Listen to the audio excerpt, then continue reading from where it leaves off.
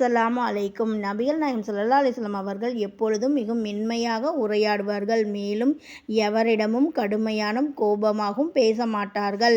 யஹதீன்களில் ஒரு முறை நபிகள் நாயகம் ஸல்லல்லாஹு அலைஹி வஸல்லம் அவர்கள் சமூகத்திற்கு வந்து அஸ்ஸலாமு அலைக்கும் பதிலாக அஸ்ஸலாமு அலைக்க என்று கூறினார்கள். இதனை பொருளாவது உன் மீது மௌத் உண்டாவதாக. இதனை கேட்ட நபிகள் நாயகம் மனைவியரான அல்-ரத் ஆயிஷா சிராத் ரலியல்லாஹு அன்ஹு அவர்கள் கோபமுற்று உன் மீது மௌத் இன்னும் சாபமும் உண்டாவதாக என்று கூறினார்கள். அவர்களுடைய இந்த கடுமையான பேச்சை தடுத்து நிறுத்திய நபிகள் நாயகம் ஸல்லல்லாஹு அலைஹி வஸல்லம் கூறினார்கள், அல்லாஹு தஆலா ஒரு பெயர் ரஃபீக், அதாவது அல்லாஹு தஆலா மென்மையை விரும்புகின்றான் என்று கூறினார்.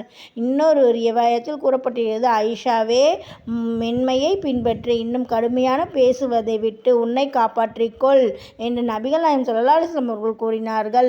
அஸ்ஸலாமு அலைக்கும் வரஹ்மத்துல்லாஹி வபரகாத்துஹு.